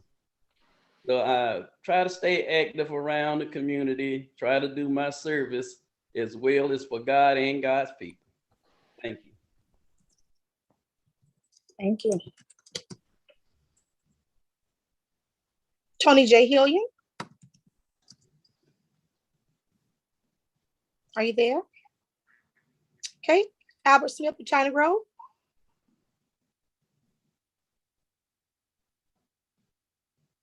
You're muted, Mr. Smith. Unmute.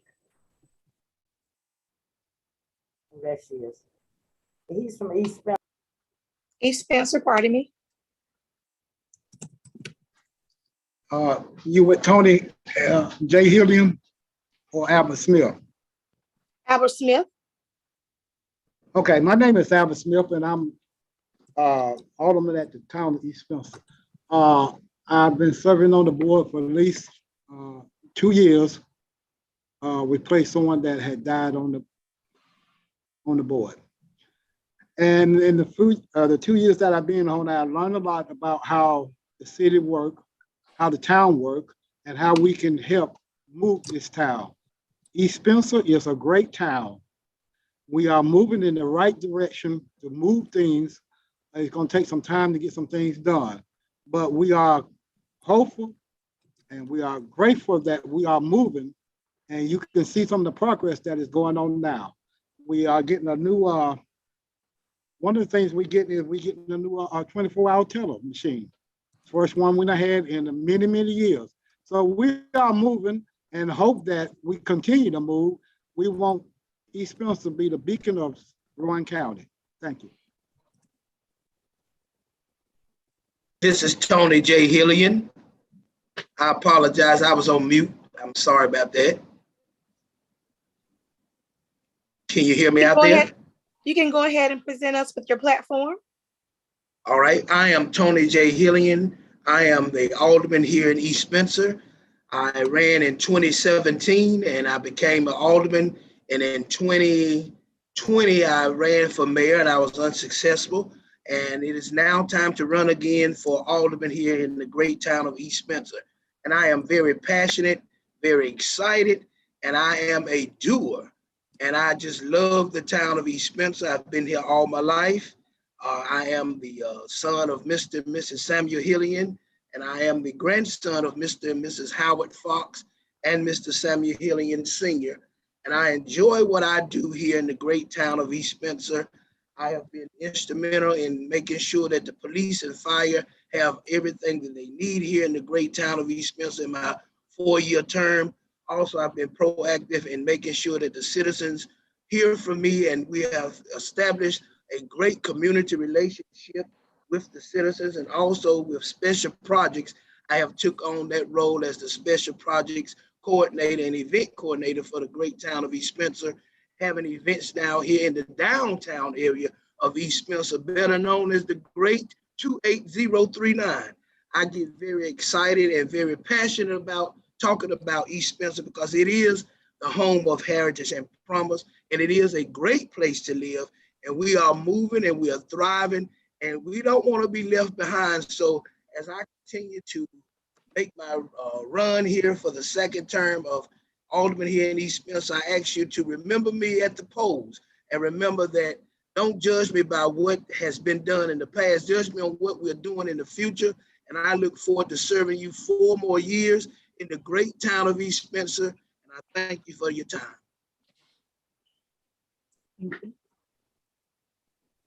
Rashid Muhammad. Yes, Rashid Muhammad speaking. I am running as a candidate for the seat of Alderman in Spencer, which I have placed a seat in the year of 2019. And I hope to return to continue the work and serve, and not just serve for the town, but the people in general. First and foremost, to be a voice for the individuals here in this community, as well as for the workers within the town as well, to increase unity within the community, and also to enhance and increase the quality of life of the residents, future residents, and businesses that aspire to be in this area. And with that being said, there were several projects and several things that I were able to assist with during the time that I was on board. And I hope and pray to continue those endeavors upon this election and be a beacon for the town here in Spencer to continue to lead it in the direction of being on the right track. Grace and peace be multiplied unto each of you from God our Father and the Lord Jesus Christ. I am Justin Wade, and I have the awesome privilege and responsibility of serving as the 2021-2022 Student Government Association President. I am also a proud brother, as you can see, along with Tavell Adams, of the greatest fraternity that God could ever create, Alpha Phi Alpha Fraternity Incorporated, by way of the Gamma Mu chapter. And we are honored to be able to share with you all in this platform as we co-moderate, if you will, along with Dr. Tarvia Parrish, in this second session of this forum here with all of you here. And it's good to see each and every last one of you, and to our YouTube audience, we are honored that you would take time out of your evening tonight to share in this important dialogue and discussion. Our first question will go to Mayor Mallett. Mayor Mallett, has stated in part 1 of this particular program, you too in 2016 have asked voters to cast a ballot in support of the Connect North Carolina Bond Act that granted a $2 billion bond referendum for education and to upgrade the state's infrastructure, including projects concerning water and sewer, local parks, agriculture, the National Guard and public safety, and state parks and zoos. How has that impacted or not impacted the East Spencer community?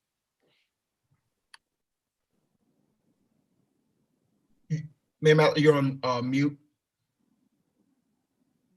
Thank you so much. We can hear you now. Okay, thank you. We are right up there on the top of the list.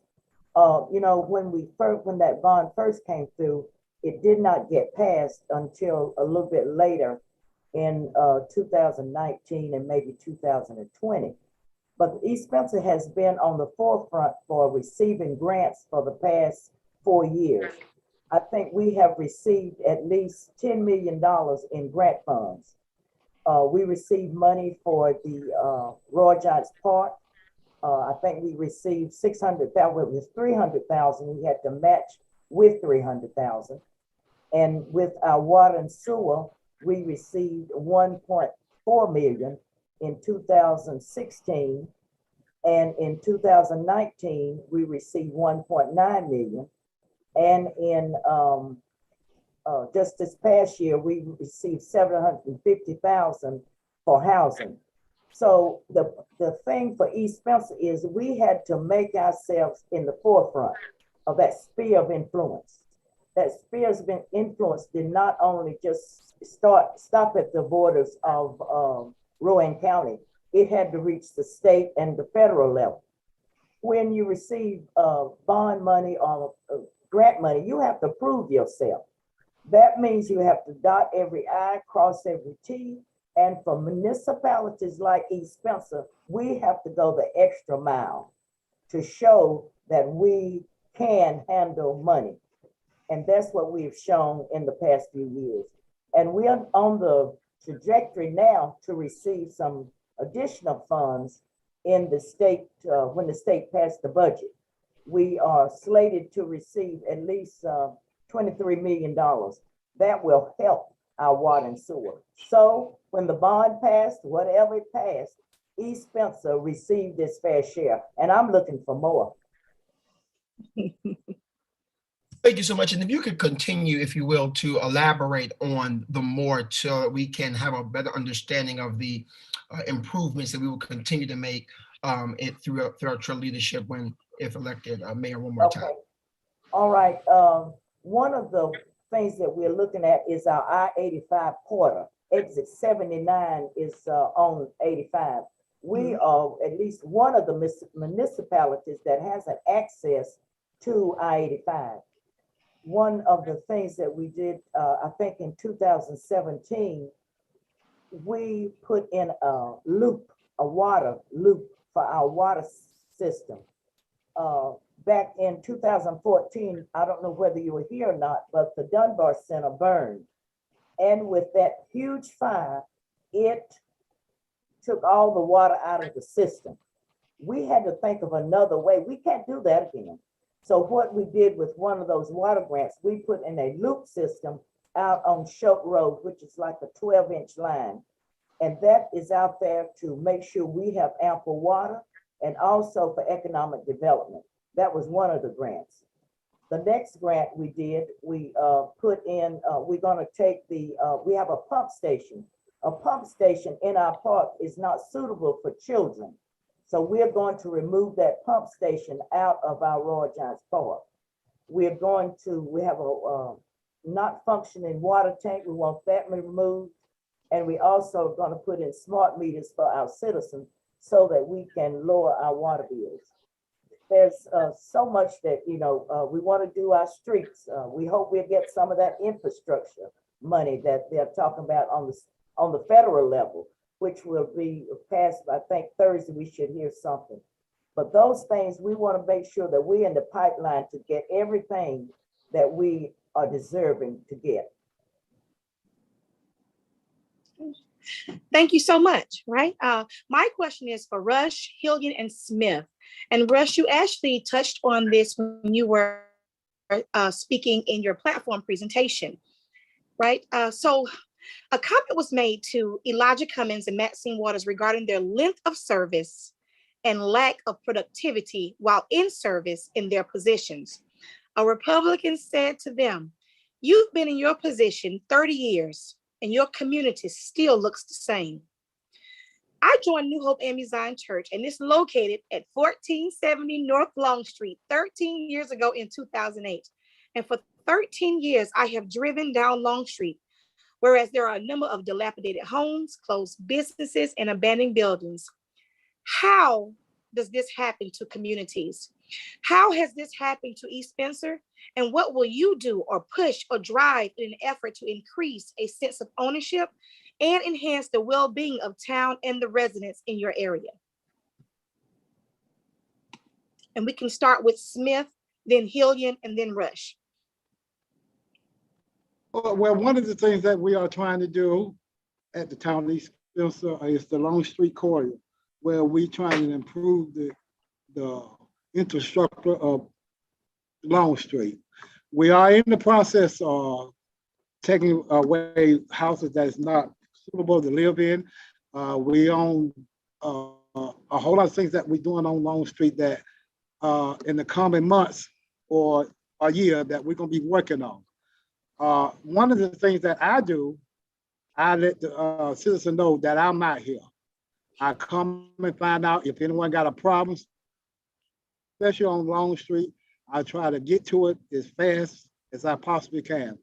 We are in the process of trying to straighten up Long Street. We did a whole lot of work, but we still got a whole lot to do.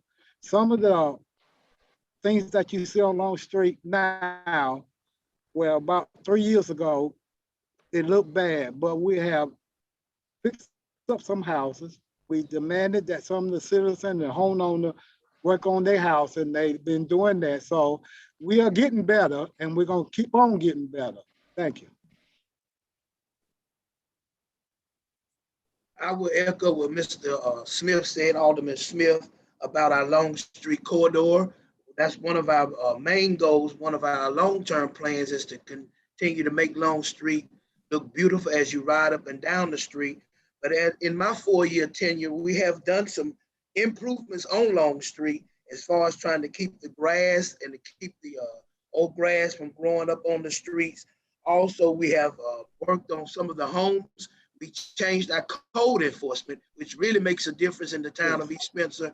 And we have really pushed, and we'll continue to push the homeowners with our code enforcement to make sure that your home is what it needs to be on Long Street, because that is the eyesore of East Spencer, and that is the main area that everybody drives up and down every day. So that's what we are working on currently, and that I have to say we have made some great improvements since I've been on here since 2017. Like I said, we changed our code enforcement, and that has really come a long way, and we'll continue to work with our citizens. We're not trying to just push them and drive them out of East Spencer. We're trying to make them live in East Spencer and make this a great place to live and make it beautiful while they're living here.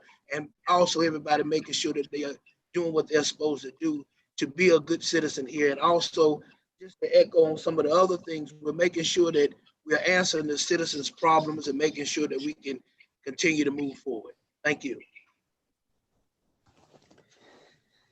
I think I would just like to say that if elected, having a few relationships with some state officials, I would love to partner with some of our state elected officials to see what we can do as getting a developer, and how can we imagine East Spencer, or see how we can work to make Long Street look a different way. If we could get with the General Assembly and see if we can get grant money and maybe hire a professional developer that would give us an idea. You know, one thing we got to pinpoint, what does the town own and what does the town don't own? Because, you know, you can't develop something that's not your property. But if we can pinpoint exactly what areas on Long Street that we could develop, maybe we can get help from our state partners and help make East Spencer look better. Because I think we can reach out and get state funding to help a state street look better coming down Long Street. Thank you.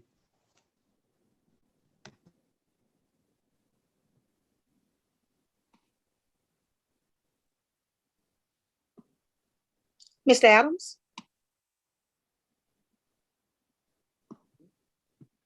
Over the past year, the nation, in fact, the world, has been forced to enhance its digital technologies.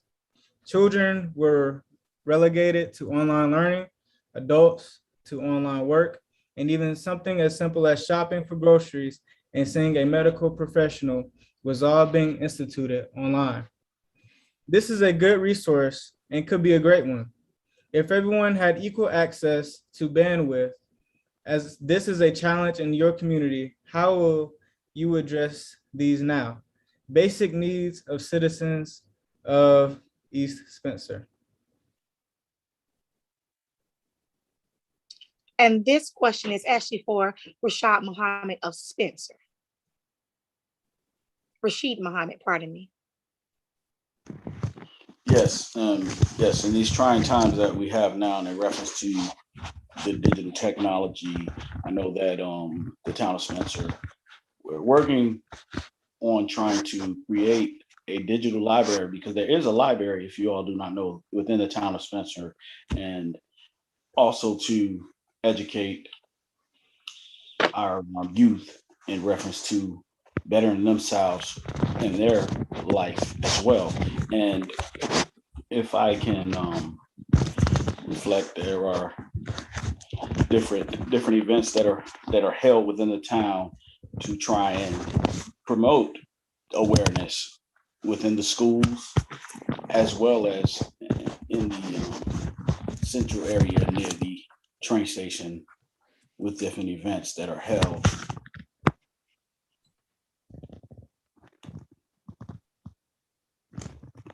In reference to educating the people of the town, as well as there are newsletters that go out by the town for the citizens as well, to inform them of the information as it comes as well.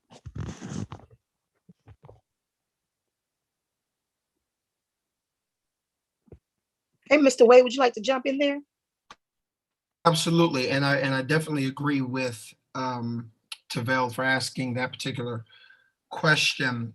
Many of our family and our friends were definitely impacted by the lack of Wi-Fi in various spaces. I know, especially at Livingstone College here, one of the major issues that we talk about is Wi-Fi. And when you're in that type of setting and situation where there is a lack and abundance of technological resources, there is definitely a problem with accessing that type of information. So I'd also like to extend that same question to the candidate from China Grove, if you would add on, if you will, to what has already been articulated by Mr. Muhammad. So, and that China Grove candidate is not here, that's Arthur Higgins. But I do know that there is limited bandwidth in the city of East Spencer, because I have a personal friend in East Spencer. So would any of the candidates from East Spencer like to respond to that question? I think last year, I think I'm good. I think last year we did partner with Hotwire to get some internet down into the the Grant Street Apartments, and I think and to the school when it was here. So we had people to come out and help us provide internet to our citizens at a minimal cost. And I think they took advantage of that. And I'm thinking it's still going on.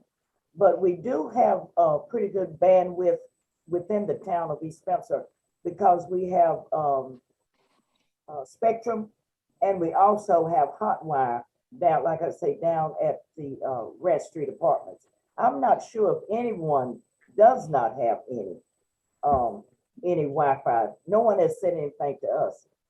Some of the other candidates might know, but I think we are pretty well established as far as Wi-Fi here in the town of East Spencer. So are you saying that the company Hotwire actually provides services in East Spencer? Yes, they down in the Grant Street Apartments. They did last year because they ran that wire. Now we can't get it. Citizens get no, we can't get it. But they did run a feed down into the Grant Street Apartment to provide for them. It may be a limited basis, I don't know, but I know they did provide it for the Grant Street Apartment, so the children could access it for their homework and whatever needs they might have. Okay, so as children live in various places throughout the community, has there been any type of partnerships or any type of talk about those companies expanding into larger areas of the community? I think that's what his question was actually stemming to. I don't think, just the only area I know of is the Grant Street Apartments that they have expanded it in. Gotcha. Right, would anyone else like to respond to that?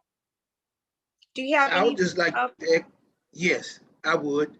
I would like to echo what Mayor Mallett said. They did extend that with Hotwire, and also they was able to issue laptops to the students in that area in Grant Street Apartments that did not have those during the time of the pandemic, and they also have been using those resources to continue their homework studies and everything in the Grant Street area, which is a large part of East Spencer as well, because it has over 105 units down there. So it has been a great access to that Grant Street apartment area.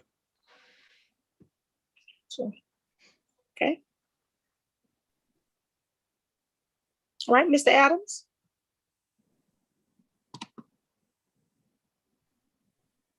Candidates, thank you so much for joining us today. I now ask that each one of you to leave us with 60 seconds of your final thoughts. Set me first. Okay. Yes, All ma'am. right. I just want everybody to remember that East Spencer is still here and that we continue to grow. And one thing, we do have the lowest crime rate in the county. I want everybody to know that. Yes, ma'am. We're not in the paper as much. If you do see things, it's a wonderful thing. And it's very quiet out here. And I think sometimes that's the way we want to keep it. Even though we're growing, we don't want to unveil too much. And we don't want to get too excited. But we are excited and we are moving and just like someone mentioned, we get the ATM machine. That's exciting for us. You know, we don't have any banking. There's not a bank out on the northern part of Rowan County. When I mean northern part, I mean Spencer and East Spencer.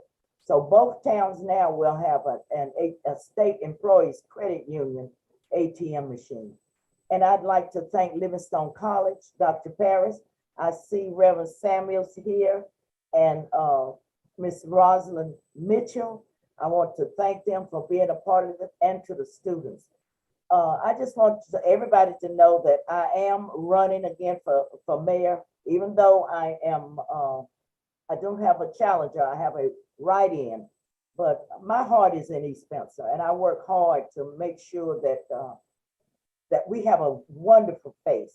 I don't want to ever bring any disgrace to the town of East Spencer while I am as mayor or even a part of the city. I don't ever want that to happen because it's heartbreaking for citizens when someone asks you, where do you live? It used to be you'd see such an ugly face on somebody. They were so ashamed, but now that's not anymore. When people say they are from East Spencer, they are excited and they are showing the excitement that all of us, all the board members show, all the citizens, everybody that work here. We are proud to be from the town of East Spencer. Thank y'all so much. Right. I would be remiss not to leave a Christian education department without a word. So the word I want to leave in your hearts comes from the book of Romans, the 13th chapter. And I'm going to just read just a few verses and I want to break it down for you. Verse 13, chapter 13, verse 1 says, let everyone be subject to the governing authorities, for there is no authority except which God has established. The authorities that exist has been established by God. Consequently, whoever rebels against the authority is rebelling against what God has instituted. And those who do will bring judgment on themselves. For rulers hold no terror for those who do right, but for those who do wrong. Last part of my scripture is, do you want to be free from the fear of the one in authority? Basically saying, God ordained the office of mayor. God ordained the office of a board of aldermen. I said the office. I said the office. It's up to voters who sits in that office. Can I get an amen? Man. Amen. My Lord. So when a person wonder why they vote, do you want to be free from the fear of the one who holds authority? That is my topic. God bless you. It's offering time.